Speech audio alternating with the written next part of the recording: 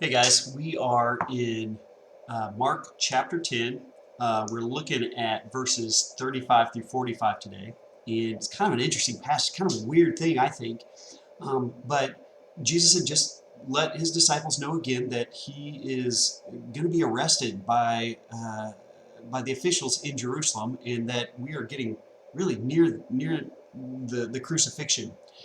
And so, in the middle of announcing that, in our passage today, two of the disciples, James and John, come up to Jesus and they say, Jesus, we want you to give whatever we ask. And I think that is one of the craziest, most bold things to say, especially at this point in the gospel. Um, but Jesus responds very differently than you and I would. He says, okay, well, what is it you ask? And their request is, hey, you just told us you're going to be arrested, you're going to die. But we know that you're the Son of Man, so we want to be the people that sit at your right hand and your left hand. Like, we know that you're going to be in charge. We want to be the next. And he basically tells them, look, you're going to have the same baptism as I had. You're going to have some of the same struggles that I am, but what you're asking for, you have no idea. Well, at that, the rest of the disciples become indignant, and they're just upset. Man, these guys are trying to lobby for position, all these things. And Jesus' main teaching throughout all this was that, hey, we're not about who has power. We're not about who has position. We're not going to be about who has status. That is not what we're going to be about. We are about greater things that are going on. In fact, the one that wants to have the highest position is going to lower themselves into the lowest position. Think about it this way. What would you do if you all of a sudden won $34.5 million? You went from your current financial state to all of a sudden you were a millionaire multi-lifetimes over. This happened to a family in New York a couple of years ago. Dad went in, you know the story, went in, spent $5 on a lotto ticket. Turns out it was a winner. And at that moment that he won, he quit his job, driving, I think, the truck that he was supposed to be driving. The whole family changed on him.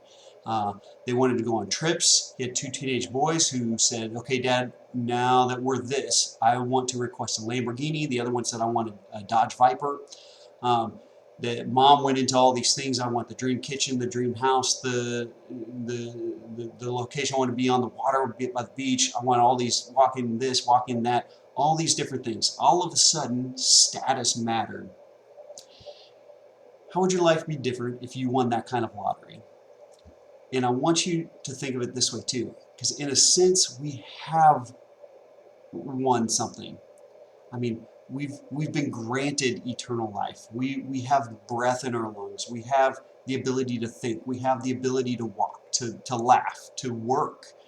We can create. We can do all these things that freedom allows us to do. We have the opportunity to meet in a building for worship. We have opportunity to phone, text, message friends, even across the world. We've been given a winning lotto ticket. What are you going to do with it is the question. Are you going to use it to leverage and lobby for a status in life that ultimately doesn't matter? Or are you going to consider the baptism that you've taken, that's taken place in your life? Are you going to consider the ministry opportunity that you've been given?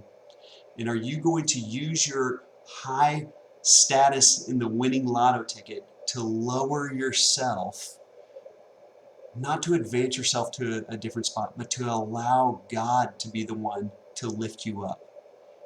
Don't make this life and this week, this day, this hour, this minute about getting more and better that's going to ultimately end.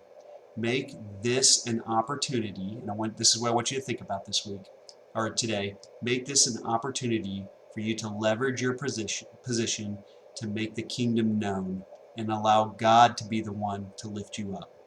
Have fun thinking about that. Be blessed today and enjoy reading the story in Mark chapter 10, and I hope it blesses you.